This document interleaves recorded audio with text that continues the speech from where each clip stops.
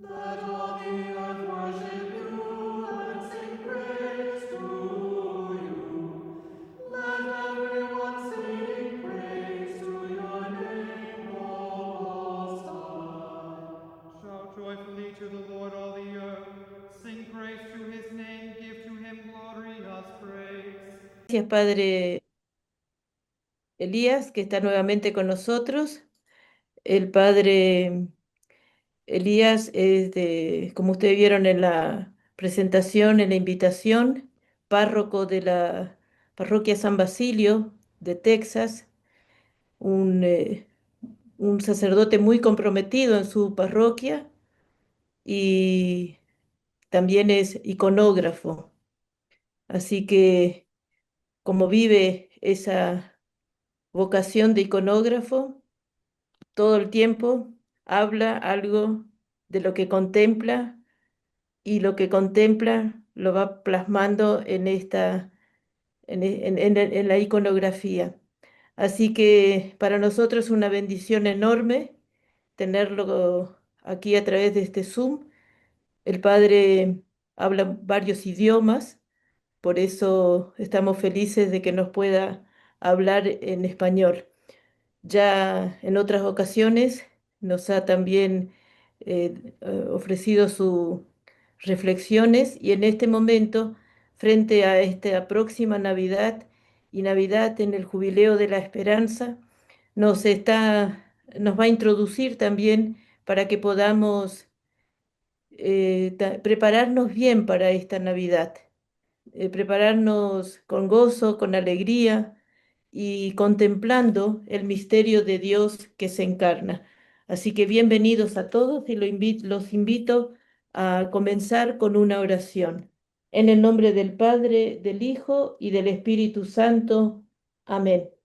Leo de la Tegiria de Nochebuena. Tu reino, Cristo Dios, es reino de todos los siglos. Tu poder va de generación en generación. Te encarnaste por acción del Espíritu Santo y naciste de la Virgen María. Luz de luz, resplandor del Padre, iluminaste toda la creación y todo ser viviente te glorifica, porque eres imagen de la gloria del Padre. Eres quien eras y el que siempre es. Por nosotros naciste de una virgen. Señor, Dios, ten piedad de nosotros. Rey celestial, consolador, Espíritu de la verdad, que estás en todo lugar y todo lo llenas, tesoro de bienes y dador de vida. Ven a habitar en nosotros, purifícanos y salva tú que eres bueno nuestras almas. En el nombre del Padre, del Hijo y del Espíritu Santo. Amén. Bienvenido, Padre. Gracias, hermana Mónica. Gusto estar con ustedes esta noche y hablar un poquito, compartir sobre el icono de la Natividad de Jesús, de nuestro Señor. Como cada icono, un icono no es simplemente una ilustración. Es como dicen los padres y teólogos, dicen que es teología en color, en colores. Y entonces tiene un significado, cada detalle tiene un significado. Y hay mucho que podemos aprender, hay mucho que podemos también contemplar, porque es una invitación hacia el misterio de la encarnación. Yo voy a empezar con el contagio de la fiesta de Navidad. Hoy la Virgen da a luz al que supera toda esencia, y la tierra le ofrece una gruta a aquel a quien nadie puede acercarse. Los ángeles y los pastores le glorifican, y los magos, guiados por la estrella, vienen en camino. Hoy ha nacido para nosotros un nuevo niño que es el Dios eterno. El encuentro con el ícono se debe hacer con una actitud de oración. No es simplemente algo para estudiar o criticar, no es un libro de teología, pero es la expresión de la teología hecho en colores. Es un encuentro teológico y la teología se puede mejor entender y vivir solamente con una actitud orante. Así que cuando vemos el icono de la Natividad de Jesús, hay varios detalles para contemplar, para meditar, para entender y también para estudiar. Cuando uno se pone adelante al icono de la Natividad, empieza a escuchar como el icono habla con el corazón, habla al corazón. Y se pone mucha atención a cada una de las partes del icono. Y es natural preguntar cuál es el sentido de la fe que comunica cada una de ellas, de esos detalles. Leer un icono, contemplarlo y orar frente a él no es un acto individualista. No es que nosotros tenemos la responsabilidad de en alguna manera interpretar lo que estamos viendo. Ver el icono, rezar antes del icono es un acto eclesial. Es como escuchar la palabra de Dios, como leer el Evangelio, como estudiar los padres y la tradición y teología de la Iglesia. Nosotros aún adelante frente a un icono solos, estamos participando en un acto de toda la Iglesia. Así que es importante poder leer un poquito de lo que podemos ver. La Natividad como fiesta religiosa de la Iglesia, aún hoy día parece ser la fiesta más importante, especialmente para la gente que no entiende mucho de la fe, pero hay muchas tradiciones, emociones, hay mucha comida, hay ese enfoque en la familia, porque de hecho el centro de la Natividad es una familia. Y entonces es una fiesta que tiene un mayor significado que desafortunadamente la resurrección. Y es algo que tenemos quizás mejor enseñar a la gente que viene a la parroquia, a la iglesia, para entender que no es que la natividad no es importante, porque aquí en la natividad empieza la revelación de Dios como niño. Pero hay otras cosas para entender, cosas más profundas. No es solamente el cumpleaños de Jesús, como algunos dicen. En la iglesia antigua tuve una difícil relación con esta fiesta, porque los paganos, los romanos, celebraron los cumpleaños. Y entonces entre los cristianos, celebrar el nacimiento de Jesús era como algo parecido a lo que hacían los romanos y especialmente la gente rica, que celebraba sin límites. Usaban, especialmente los emperadores romanos, celebraron los cumpleaños con mucho gasto de dinero y mucho exceso. Y entonces en la iglesia se celebraba en una manera tranquila, casi secreta. Era parte de la enseñanza de la historia del cristianismo y del evangelio, pero para no crear y desarrollar una fiesta más grande, la iglesia tomó la decisión de no enfocarse mucho a la natividad de Jesús. Pero en el cuarto siglo, ya la gente y todo el imperio romano se estaba convirtiendo al cristianismo. Y entonces hubo mucha gente preguntando, pero ¿cuándo nació Jesús? Y ya celebrando la fiesta de la Anunciación, había manera de conectar la Anunciación al nacimiento de Jesús. O sea, del 25 de marzo a 25 de diciembre. Y entonces la primera iglesia que celebró el nacimiento de Jesús, la Natividad, era la iglesia de Roma. Y el mismo Santo Padre en el cuarto siglo, alrededor del año 336, empezó a celebrar litúrgicamente, o sea, como fiesta en la iglesia, el nacimiento de Jesús.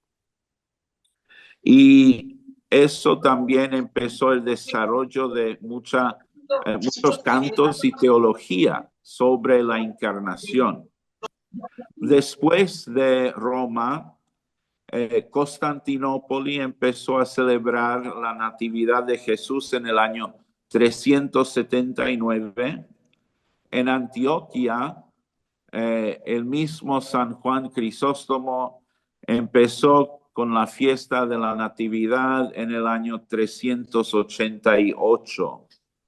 Y en Alejandría, en Egipto, en los primeros años del siglo V, también empezaron a celebrar la Natividad.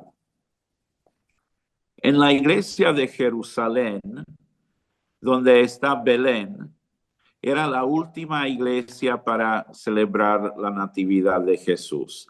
Y nosotros, como historia, no sabemos exactamente en qué año, pero se dice alrededor del sexto o séptimo siglo, probablemente a causa de los peregrinos que estaban llegando de otros países cerca de la Tierra Santa.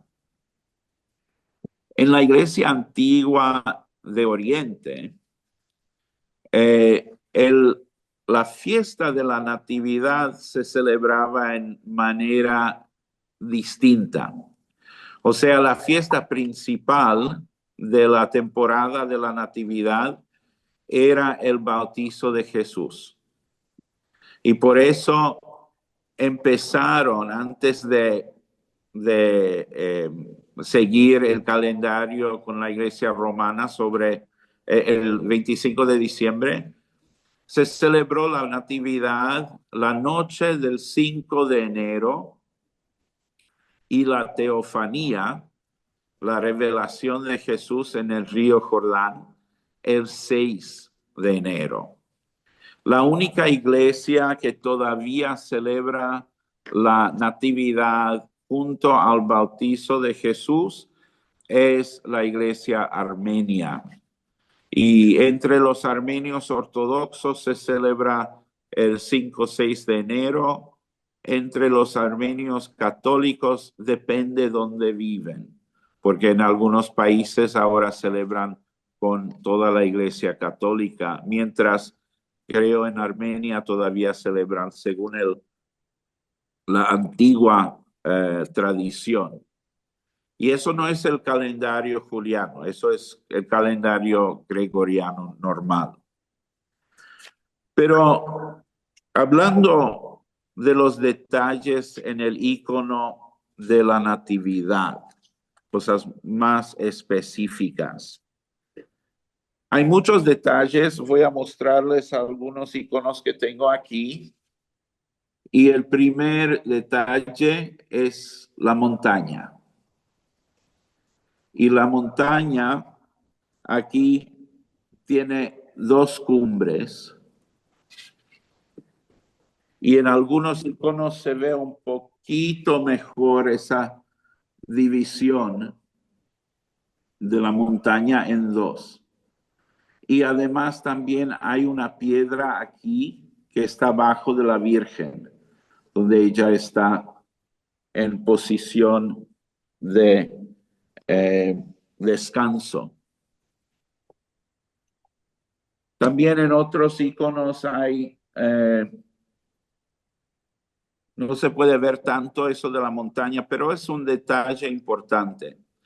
La iconografía de del nacimiento, de la natividad, se desarrolla más en el siglo VIII y después, porque con las actitudes hacia los cumpleaños, la iconografía del nacimiento de la natividad era un poco limitada y eso lo que lo podemos ver, por ejemplo, en iglesias en Roma que tiene del V siglo una iconografía donde la Virgen está sentada y tiene el niño y al lado están los pastores, al otro lado los magos. Y entonces es como, es una versión más informática. Tiene los detalles y los personajes, pero no está todavía tratando de desarrollar una teología. Pero lo que nosotros tenemos ahora en nuestras iglesias, donde se puede ver bien estos detalles, podemos ver la montaña, el monte. Mientras que en la economía de la revelación de la antigua alianza, el monte y especialmente su cumbre era el lugar privilegiado en donde Dios manifestaría su bondad, su fuerza, su poder, como en el caso del monte Sinai con Moisés. Ahora en la nueva economía, en el Nuevo Testamento, aparece el mismo monte como el lugar de la manifestación de Dios. Eso es un detalle teológico, porque el lugar donde nació Jesús no es un lugar de montañas o de montes, es más o menos plano y medio desierto. Y entonces, ver ese detalle en los iconos es la iglesia ya haciendo una interpretación. La novedad de esta revelación es que Dios no está en la cumbre. Dios no está en la montaña como en Sinaí, pero Él se manifestó, Él ha descendido y una estrella bajó del cielo para guiar a la humanidad a la cueva para poder encontrar a Dios. Dios ha puesto su morada entre nosotros. Y entonces el monte es un recuerdo de la primera manifestación de Dios cuando dio la ley a Moisés. Pero ahora Dios se manifiesta en la persona de Jesús, el prometido Mesías, que está entre nosotros, que está invitando a la humanidad de subir un poquito en esta montaña, pero Él se ha acercado a nosotros.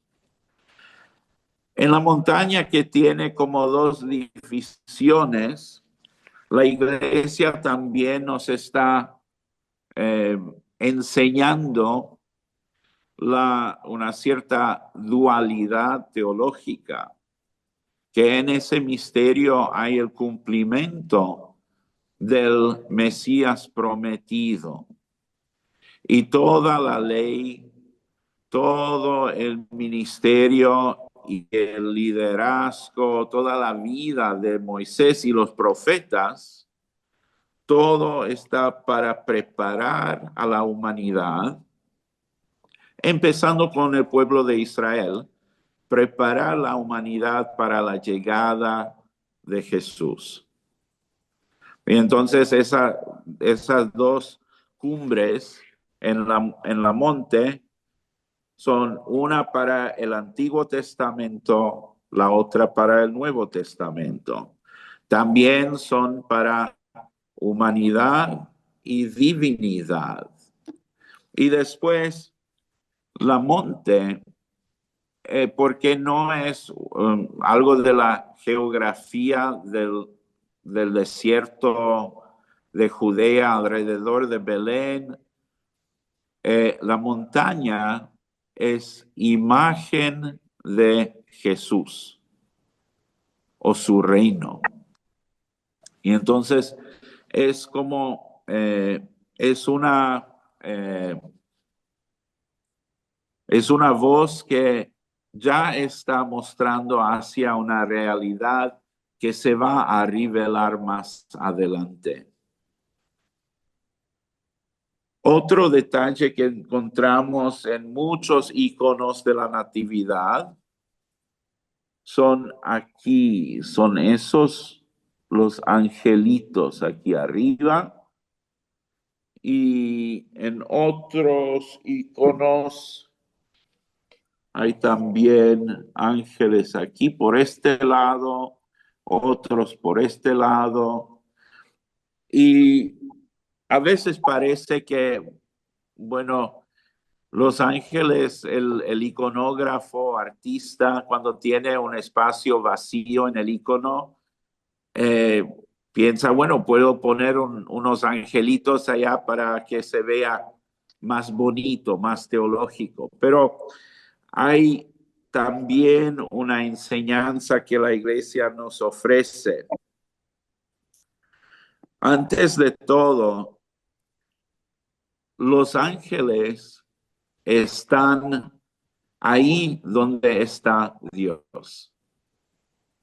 En nuestras iglesias, por ejemplo, tenemos cerca del altar, tenemos la ripidia que tiene los querubines. Y también en muchas iglesias alrededor del Santo de los Santos hay ángeles, imágenes de ángeles, hay los arcángeles, porque es un lugar conectado con la presencia de Dios, presente en la Eucaristía reservada, pero también presente en la liturgia que nosotros celebramos. Y entonces los ángeles tienen dos razones por estar en el icono de la Natividad. Uno, porque ahí en la cueva, en el pesebre, está el niño Dios. ¿Dónde está Dios? Están los ángeles. Y después, la palabra ángel, ángelos, significa mensajero. Y ellos fueron enviados a los pastores para llevar el mensaje. Lo mismo que ha hecho el arcángel Gabriel cuando visitó a la Virgen María con el mensaje que Dios mandó, invitándola para participar en el misterio de la encarnación. Y entonces los ángeles son importantes, no son solamente una decoración, pero para nosotros son una manera de recordarnos de la función de los ángeles cerca de Dios y también llevando la buena novela a los pastores. Después, otro detalle que vemos es la cueva. Aquí en este icono, y nosotros podemos decir que hay una variedad de iconos de la Natividad. Por ejemplo, este icono no tiene San José, no tiene pastores, no tiene ángeles tampoco. Tiene la estrella, la cueva atrás y los animales. Porque es como en la iconografía podemos hacer también como minimizar el icono para enfocarnos en ciertos temas. Y en este tema, por ejemplo, hay la conexión entre la Virgen y el niño. Y de eso voy a hablar un poquito más adelante. Pero la cueva es un detalle también muy importante, porque para la gente del tiempo de Jesús y también para los primeros cristianos, las cuevas eran lugares de miedo, porque no había luz, uno se podía perder, hay animales que viven en las cuevas, y muchos de los paganos romanos y griegos creían que en las cuevas había como una puerta entre el mundo de los muertos, o sea, como infierno, y el mundo de los vivos. Para nosotros, como cristianos, la cueva es importante porque es el lugar de nacimiento de Jesús, la revelación de Dios, pero también es el lugar donde Jesús va a ser enterrado. Y entonces ya nos está poniendo a contemplar una realidad que se va a desarrollar después. La cueva es oscura, es totalmente negra y tal oscuridad significa la oscuridad del mundo. La cueva es un lugar de muerte, un lugar donde no hay luz. Dios es luz, pero en la cueva Dios no está. Pero ahora Él se reveló como niño en medio de la cueva. Es como ya da significado a lo que va a pasar con la vida de Jesús, su muerte, su entierro y su resurrección. Jesús también hay, por ejemplo, en muchos iconos de la Natividad, que aquí eso parece una tumba y el niño parece como preparado para estar enterrado. Y entonces ya como imagen nos da indicación que aquí en Belén estamos solamente empezando a conocer lo que Dios va a cumplir por medio de Jesús, que su vida y su muerte nos va a traer la reconciliación.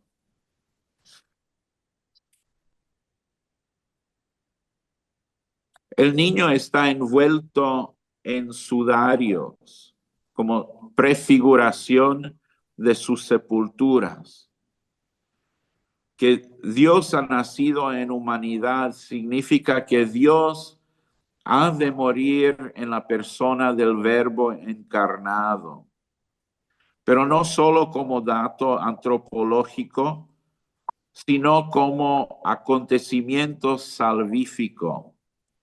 Es precisamente el Verbo de Dios hecho carne, el que a través de su muerte se hará la luz de las naciones y atraerá a todos hacia sí.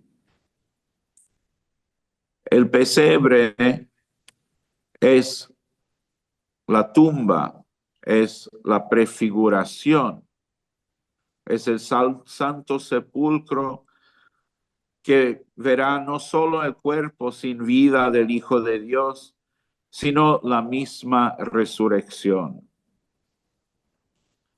El icono también tiene un significado, un sentido eucarístico, podemos decir. En la divina liturgia que nosotros celebramos, o sea, la de San Juan como también de San Basilio, el rito inicia bajo el icono del nacimiento de Jesús, ese rito que nosotros llamamos proscomidí, que es la preparación que el Padre hace antes de la liturgia, pero ya con las oraciones hace parte de la liturgia, solamente que es una parte más privada. En esa parte él toma y bendice pan, vino, corta los pedacitos para la comunión y también ofrece pedacitos de ese pan como recuerdo de todo lo que Dios ha hecho, empezando con la Virgen María, los apóstoles, San Juan el Bautista, todos los santos, y después recordando también todos los que han ofrecido el pan y el vino para la liturgia. La natividad, se puede decir, es el origen del culto cristiano, de la liturgia divina. La preparación del sacrificio reconoce que cada liturgia es de modo auténtico la misma natividad, en donde el Hijo de Dios desciende para ofrecerse como sacrificio y darse como alimento para la vida del mundo. Es significativo que no solo el nombre de la ciudad de Belén significa casa de pan, pero el hecho que el niño descansa en un comedero de animales, eso demuestra en manera de prefiguración lo que Jesús va a hacer, que por medio de su sacrificio, no solamente como en la cruz, pero también con la institución de la Eucaristía, que el icono nos está ya poniendo adelante de esa realidad. Los personajes del icono, el Jesús y también la Virgen María, normalmente son los más grandes. Cada icono de la Natividad, cuando sigue la tradición, tiene como punto central del icono Jesús, aquí en el centro. Y después, haciendo un círculo alrededor de él, se hace un segundo círculo donde hay los ángeles, la Virgen María, y después se hace un tercer círculo donde hay los ángeles, los reyes, los pastores y San José.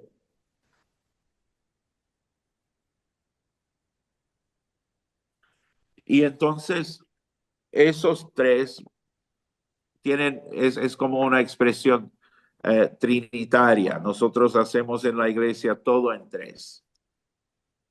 Pero esos tres círculos, el círculo más chiquito que está en el centro es Dios mismo. Es la revelación de Dios en la persona de Jesús. Después, el segundo círculo está solamente la Virgen con algunos ángeles. Los ángeles que están cerca del trono de Dios, que en este caso es el pesebre. Mientras la Virgen está más central al misterio por su parte en la revelación como madre de Jesús. Y después el tercer círculo tiene ya los que no están, son importantes, pero no entienden exactamente lo que está pasando. San José tiene sus dudas, los reyes están llegando de otro país lejano y también no saben lo que significa ese nacimiento. Entienden que la estrella es algo importante, pero no lo saben interpretar y van al Herodes, al rey equivocado para preguntar. Y entonces hay esos personajes que son importantes, pero que todavía están aprendiendo y están mirando, son testigos de ese gran milagro, de esa encarnación, pero con cosas para todavía ver y desarrollar y entender. En los iconos normalmente, bueno, hay la manera de presentar a la Virgen tradicionalmente es en una posición de descanso. Y esa posición bueno, hay varias maneras de interpretarlo. Porque según la enseñanza de la Iglesia, la Virgen no sufrió los dolores del parto. Y entonces ella está descansando no porque ha sufrido. Ella está descansando porque el parto en sí era verdadero o era auténtico. Y entonces, porque no es no es que Dios, que Jesús apareció de la nada, que había un proceso y en ella, en su cuerpo, estaba Jesús, Dios y hombre. Y entonces es una manera de expresar su maternidad, pero sin causar confusión alrededor de los detalles del parto. Además, también en los iconos, en ciertos iconos se puede ver que la Virgen tiene Jesús y lo tiene en una posición de ternura, mostrando que su conexión con Jesús es de madre y él de niño. Y no es que había una desconexión por cosa de que él es Dios y entonces no necesita madre. Eso normalmente es una variación sobre el icono de la ternura, la Eleusa, la Virgen Eleusa. Y en algunos iconos de la Natividad, de hecho, se puede ver María que tiene el niño y tiene su mejilla al lado del niño y es una imagen muy tierno. Pero también en otros iconos, porque, bueno, es teología y la iconografía la tenemos gracias a los monjes y monjas que desarrollaron esa tipología de icono. Y entonces hay una variedad también de detalles. Por ejemplo, aquí en este icono se puede ver que la Virgen no está mirando hacia Jesús y tampoco no lo tiene en una como madre, no lo tiene en sus manos como una madre debería. Y hay una variedad de teorías de qué puede significar. Con Jesús, el más grande problema iconográfico es cómo podemos pintar en colores Jesús, que es Dios, también apenas nacido, es Dios, pero también es hombre. ¿Cómo lo podemos pintar sin, bueno, causar confusión? Y entonces algunos interpretan esa actitud de la Virgen que no está mirando hacia Jesús como un reconocimiento de que Él es Dios y entonces ella como manera de expresar respeto frente a Dios no lo mira directamente. Y entonces son cosas que pueden causar un poquito de confusión, pero son detalles que los padres y las madres, los monjes y monjas que pintaron y crearon esa teología de icono, ellos no quieren confundirlos, quieren hacernos pensar. Y entonces, cuando ven estos detalles y le viene una pregunta, es exactamente lo que ustedes tienen que preguntar, porque son detalles que tienen una importancia. No es solamente la interpretación de un iconógrafo o un artista, pero es teología. Tengo aquí un icono del Cristo Emmanuel, que es un icono, bueno, moderno, es un icono mío, pero se basa en un icono de Serbia.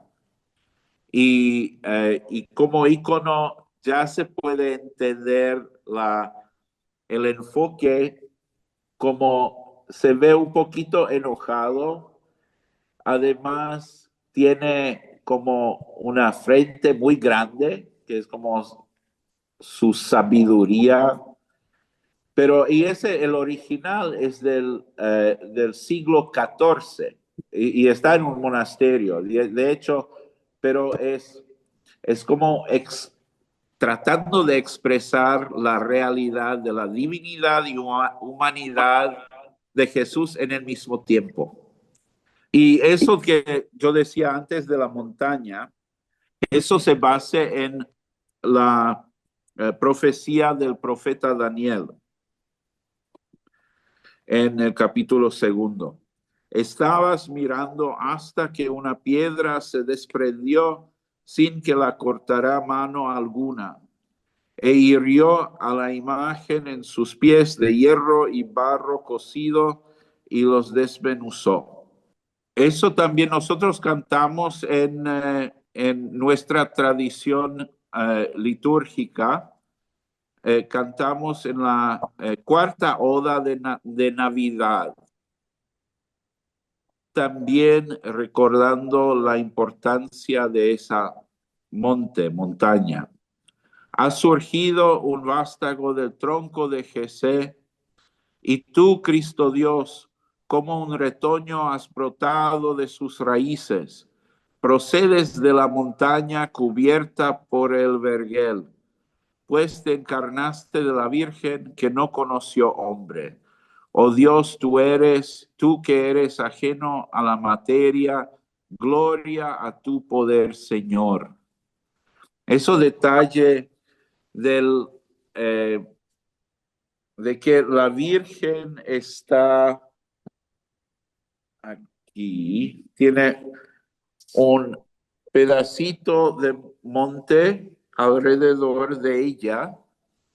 Es un símbolo que nos recuerda que es virgen, que no ha necesitado ayuda de nadie para participar en ese misterio de la encarnación. También quiero mencionar rápidamente que cerca de San José hay un viejito con un bastón y parece como un pastor viejito, pero la tradición nos enseña que es el demonio que trata de tentar a San José para rechazar a María. Y es una expresión, una manera de expresar las dudas que San José ha tenido. También otro detalle, el toro y el burro. Y eso es de la profecía de Isaías capítulo 1:3. El buey conoce a su dueño y el asno el pesebre de su señor. Israel no entiende, mi pueblo no tiene conocimiento. Los padres también interpretaron la presencia de los dos animales, lo interpretaron como símbolos de la revelación de la encarnación, que no es solamente para el pueblo de Israel, sino para toda la humanidad. El toro, que es un animal fuerte, que es un animal que va, atado para controlarlo. Entonces es imagen del pueblo de Israel, que necesita la ley para guiarlos, porque son fuertes, son difíciles, pero tienen la ley para guiarlos. Mientras el burro es para los gentiles, para las naciones, porque es un animal no muy inteligente y muy testarudo. Y entonces es como imagen para, nosotros que vamos a llegar después del nacimiento de Jesús. Los pastores y los reyes, los magos, son también importantes en el icono porque ellos son la representación de toda la humanidad. Los pastores del pueblo de Israel y los magos de las naciones, los que no son del pueblo de Israel. El rey, como tampoco los sacerdotes del templo, los líderes de Israel, nadie fue invitado a participar en el nacimiento de Jesús, a ser testigos de lo que ha hecho Dios. Pero Dios invitó a los más humildes. Y los pastores son humildes porque, la mayoría de ellos no pueden leer y entonces no tienen derechos de participar en la vida de la sinagoga porque es necesario poder leer. Y entonces ellos son simple gente que trabaja duro. Pero ellos fueron invitados para conocer al niño Dios. Al otro lado hay los magos. Y los magos no fueron, la historia que ya conocemos, especialmente con los pesebres, donde hay los 3 reyes magos y diferentes nacionalidades y todo. En la iglesia antigua y también en la escritura, antes de todo, nosotros no sabemos si había 3 o menos o más, porque el número no aparece en el Evangelio. Nosotros hemos porque hay 3 regalos, entonces nosotros pensamos que fueron 3, pero quizás eran más, especialmente trayendo cosas como oro que cuesta tanto, y entonces puede ser que hay más, pero eso es un detalle que el Evangelio no nos da, no nos ofrece. Pero el detalle importante en la iconografía de los primeros siglos, o sea, del siglo cuarto y quinto, donde hay imágenes de los reyes y también en algunas catacumbas del siglo tercero, los detalles de la vestidura de los magos es que son persianos, son de Persia. Y entonces, porque es un detalle bastante universal en los primeros siglos hasta el siglo VIII, que se creía que eran de Persia, porque en el tiempo de Jesús los persianos eran los más desarrollados en temas de astrología y leer las estrellas. También como una civilización bastante desarrollada, había un alto nivel de cultura. Y esa cultura los enseñó, los trajo a ver a Jesús. Lo más importante de toda la gente que en ese mismo periodo había ya los chinos y había reinos africanos y muchos otros países, ¿por qué Dios escogió a los persianos para venir a Belén? Los persianos, entre todos los pueblos del tiempo de Jesús y antes, eran desde siempre los más grandes enemigos del pueblo de Israel. Porque bajo los persianos y el rey Nebuchadnezzar, el profeta Daniel y los 3 jóvenes han sufrido mucho con todo el pueblo de Israel hasta el punto de perder su idioma. Y también en el tiempo de la ocupación de la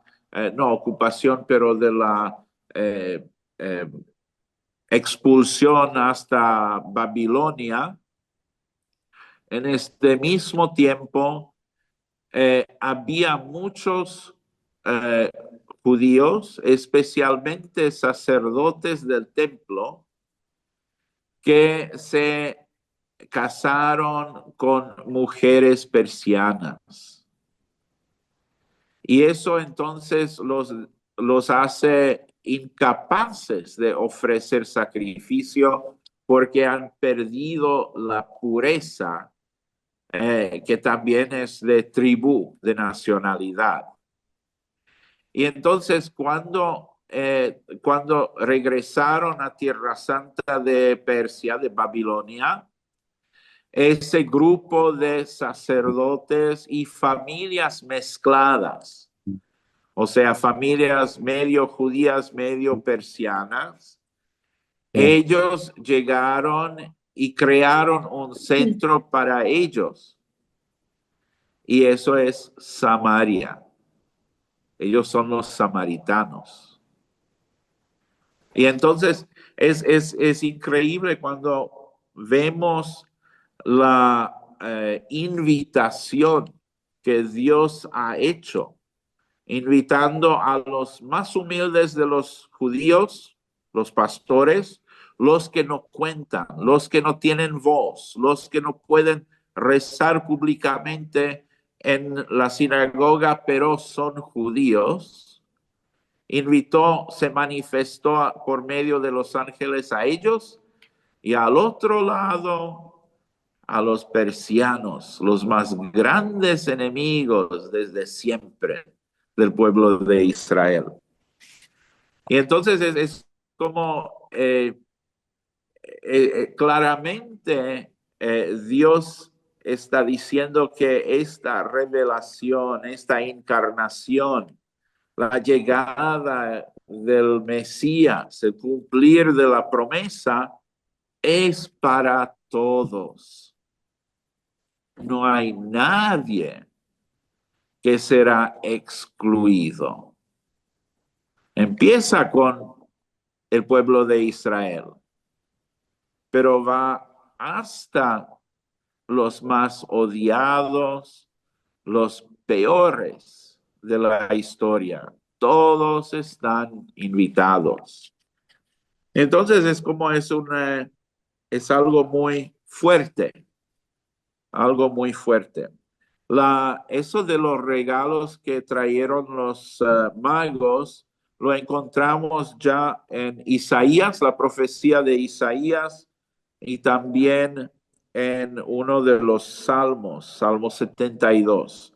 En la profecía leemos: arriba resplandece Jerusalén, que ha llegado tu luz y la gloria del Señor sobre ti ha amanecido. Entonces las riquezas de las naciones vendrán a ti. Un sinfín de camellos te cubrirá, jóvenes dromedarios de Madián y Efá, todos ellos de Sabá vienen, portadores de oro e incienso, y pregonando alabanzas al Señor. En el Salmo 72, los reyes de Tarsis y las islas traerán presentes. Los reyes de Sabá y de Seba ofrecerán tributo. Todos los reyes se prostrarán ante él. Le servirán todas las naciones. Profecías que ya nos están guiando hasta esa gran revelación. Un último detalle que seguramente han visto, que aquí hay dos mujeres y aquí en el centro hay parece es una vasca bautismal. Ese es un símbolo también, pero es para lavar el niño después del nacimiento. Y las dos mujeres son las parteras. La historia sobre las parteras es del protoevangelio de Santiago, hermano del Señor. Y es un texto, hay muchas traducciones y muy buenas en castellano también. Y nos da muchos detalles sobre Joaquín y Ana, el crecimiento, el nacimiento, el crecimiento de María, de su casamiento, y es un texto que tiene como el honor, protoevangelio, es el primer evangelio, pero no es uno de los evangelios, pero es un texto más sobre María, es el texto más antiguo que nos habla de la virginidad de María antes, durante y después del nacimiento de Jesús. Y es un texto del alrededor de 70-74.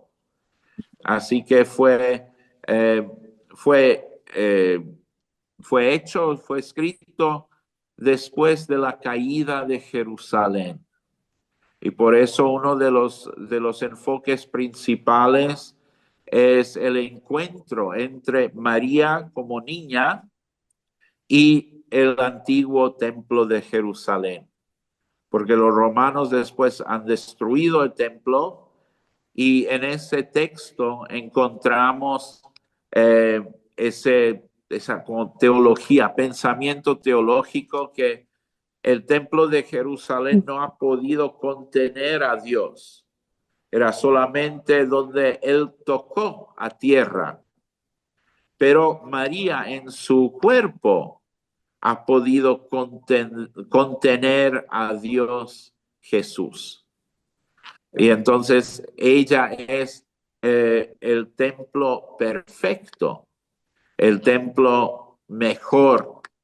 Y entonces es un texto que nos ayuda para entender un poquito lo que pasó con la destrucción de Jerusalén y el templo.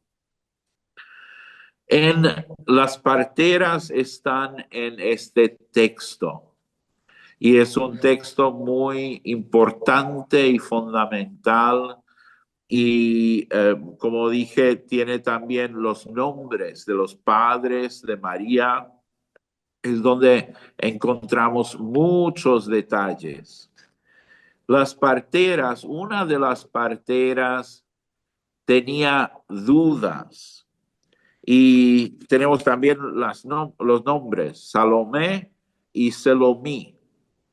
Según la historia, Salomé dudó de la virginidad de María y por ello se secó su mano hasta que finalmente adoró a Cristo y confesó su fe, momento en el cual su mano fue curada. Y eso es del protoevangelio de Santiago. Es lo que nosotros vemos aquí con las dos parteras. Y una ya tiene la mano sana. En otros iconos se puede ver que todavía la mano no está sana. Entonces, en la iconografía hay muchos detalles, hay muchas cosas para aprender y leer, contemplar, y es como, es un proceso. La verdad, yo cada año cuando vengo a esa temporada de preparación, el ayuno de la Natividad, y me pongo a ver los diferentes iconos, cada año aprendo algo nuevo, veo algún detalle que expresa esa profunda teología de nuestra tradición y de nuestra iglesia. Y la iconografía de la Natividad es una iconografía bien compartida, que no podemos decir, aún hay diferencia en los iconos de los pesebres, las estatuas que vemos, por ejemplo, hasta iconografía, eso de Tierra Santa, de Madre Perla, y la Virgen tiene la posición que nosotros conocemos de los pesebres, de las estatuas. Pero eso de la Natividad nos une, porque la base de la iconografía oriental, bizantina, griega, armenia, la base la encontramos en Roma, en las catacumbas, en las antiguas basílicas, porque allá empezaron a celebrar la fiesta de la Natividad. Y entonces el arte de Roma ha tenido una fuerte influencia en lo que nosotros desarrollamos en Oriente. Y es algo que, la verdad, como enfoque, como oración, como teología, catequesis, es algo riquísimo. Muchas gracias, Padre. Muchísimas gracias, De Padre. nada. No sé si alguien quiere hacerle alguna pregunta al Padre. Hola, buenas noches, soy Ricardo. Buenas noches. Voy a hacer como los periodistas en las conferencias de prensa, dos preguntas en una. Es el viejo truco, ¿no? ¿Hasta qué punto los íconos representan los hechos históricos? En general hablo, ¿no? Y la otra pregunta que surgió en la reunión, ¿podría comentar acerca del ícono de la Virgen de Guadalupe que se ve atrás? Gracias. Sí. Bueno, de historia, especialmente este icono de la Natividad, es una mezcla. Hay ciertos detalles que son históricos, que son del Evangelio, pero la iglesia trata más de enseñar la teología, o sea, el significado del evento de la encarnación. Porque si no, nos vamos a perder en toda la ternura de una familia pobre y un niño que nació en pobreza y bueno, nos va a dar mucha lástima, pero no nos va a llevar hacia la teología para entender lo que pasó de verdad.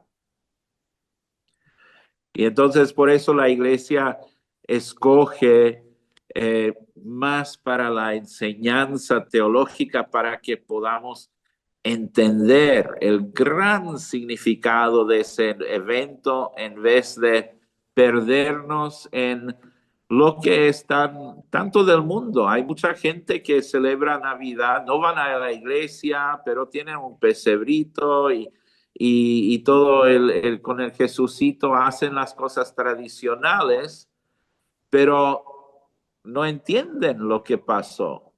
Para ellos es solamente algo tierno, algo romántico. La Virgen de Guadalupe que está atrás es, para nosotros aquí en Texas, estamos cerca de México y Texas una vez era México o Nueva España y entonces hay mucha influencia de la cultura e historia mexicana. Y para nosotros también Nuestra Señora de Guadalupe es un ícono, porque no es una estatua, aún mucha gente tiene estatuas de ella, es un ícono. Y cae en esa parte de íconos no hechos por mano humana, mano de hombre. Y entonces es algo muy importante. Yo les puedo mostrar el icono y es todo oro, todos los detalles son oro hasta en la vestidura de la Virgen. Las flores están hechos también en oro y es oro de diferentes colores, de 23 quilates. También hay como oro color naranja y un poco de todo. Y no tiene, bajo tiene la luna, pero no está el angelito, porque él no es original. Es algo que uno de los artistas ha puesto bajo de la Virgen. Así que vamos más original. Pero ella hace parte de nuestra comunidad aquí y somos orgullosos de tenerla aquí en nuestro templo. Muchas gracias, padre. Yo quería agregar que ver la Virgen de Guadalupe en una iglesia bizantina me parece algo muy hermoso, ¿no? Es como que se juntan dos mundos, ¿no? Y eso está muy Sí, lindo. sí. Gracias. Quería Bueno. preguntarle yo, padre, ¿cuál es el significado de los colores? ¿Hay algo especial en los colores? Bueno, los colores en iconos de la Natividad hay unos detalles que son importantes y es que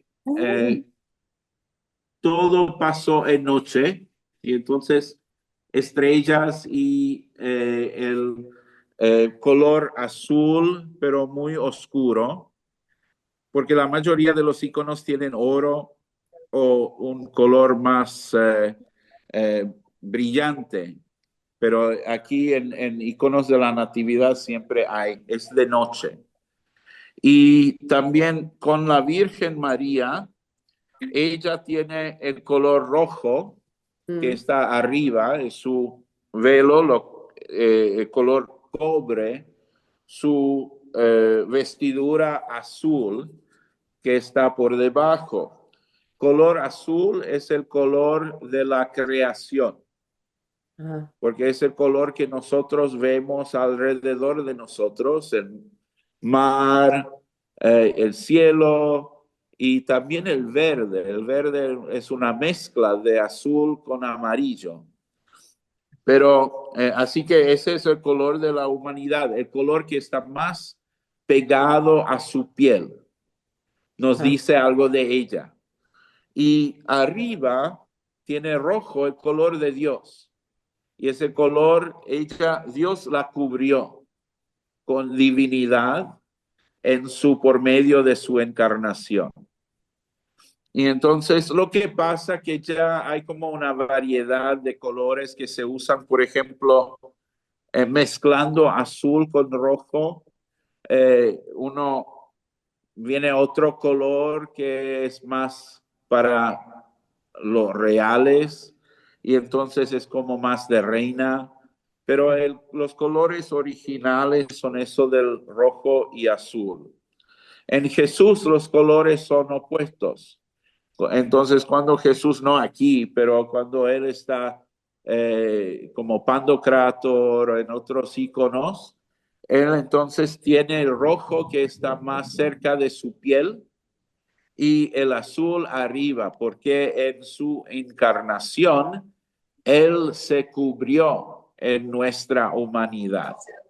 Y entonces es como con los colores nos da información también teológica. Y normalmente en los iconos no se usa el color negro. Y solamente en dos iconos se puede encontrar, y es el icono del nacimiento por la cueva, que es el negro atrás de la Virgen y de Jesús, y también en los iconos de la resurrección, cuando Jesús baja al infierno para dar la resurrección a Adán y Eva. Eso la dice esa en infierno. Y entonces, y es interesante porque los dos iconos tienen también un lazo, una conexión. Porque ya en este icono del nacimiento hay muchas cosas que están prefigurando a lo que va a suceder más adelante. Incluso la resurrección y la resurrección de Adán y Eva. Muchísimas Padre, gracias. perdón, quería preguntarle sobre el icono que usted estuvo explicando, que aquí hay un personaje al lado de las parteras, digamos, que es un anciano. Sí, ¿A sí quién representa? es este. No, ese no. Este Al lado de las parteras, de este lado. Yo lo tengo acá. puede ser que es uno de los, sí, es uno de los pastores. Ah, es un pastor. Ah, A veces también depende del espacio, y entonces, por ejemplo, aquí los pastores están más arriba, pero cuando no hay espacio en el icono, entonces a veces mueven un poquito alrededor. está bien, perfecto. Por ejemplo, en este icono también hay los pastores aquí al lado, Sí. y este es una copia de un icono hecho el original en marfil del siglo IX. Y entonces es uno de los más antiguos. Bueno, eso es una copia, no es original, pero sirve para enseñar un poquito el desarrollo de la iconografía de la Natividad, que de verdad es fascinante. Y Sí. aquí no hay reyes, los magos no están, pero hay ángeles y nosotros celebramos también, eso sorprende muchas veces a los católicos romanos, que nosotros celebramos todo. El día de Navidad celebramos pastores, ángeles, los magos, todo, todo, todo. Y entonces no estamos esperando, porque para nosotros el 6 de enero es el bautizo de Jesús, es otra fiesta ya. Pero los padres han entendido que alrededor del nacimiento de Jesús hubo mucha confusión. El color oscuro del cielo es como un símbolo también para decir que, bueno, mucha gente que asistía también no han entendido exactamente lo que estaba pasando. Y entonces por eso nosotros hacemos, por ejemplo, se prepara una cena para la vigilia de Navidad y también para la vigilia de la teofanía, del bautizo de Jesús, porque las dos fiestas están conectadas. Todo lo desconocido de la Natividad, todo viene entendido y revelado en el bautizo de Jesús. Y entonces es interesante esas conexiones que son detalles muy importantes, porque nos ayuda también en entrar en la fiesta y celebrar mejor y entender todo lo que Dios ha hecho para nosotros. Bueno, muchísimas gracias, Padre. Creo que seguro quedan más preguntas y eso significa que lo vamos a volver a invitar para que Con mucho gusto.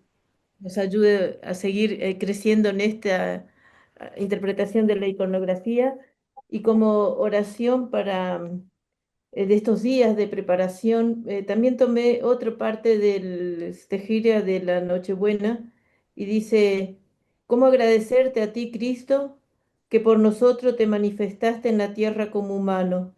Todo ser creado te entrega sus dones, los ángeles su canto, el cielo la estrella, los sabios sus ofrendas, los pastores anuncian el milagro, la tierra una gruta, el desierto un pesebre, la Virgen. Y nosotros, y dejo que cada uno piense y complete qué le presentará en la Nochebuena al Niño Dios y lo irá preparando en estos días. Le pido, Padre, que nos dé su bendición para que podamos vivir este tiempo de Adviento o de Felépica de una manera muy especial y profunda. No roguemos al Señor. Señor, ten piedad. Tú, Dios, eres nuestra santificación y te glorificamos, Padre, Hijo y Espíritu Santo, ahora y siempre y por los siglos de los siglos. Amén. Muchísimas gracias a todos. Gracias, Padre. Espero Mucho verlos gusto. otra vez. Gracias. Gracias. Let all the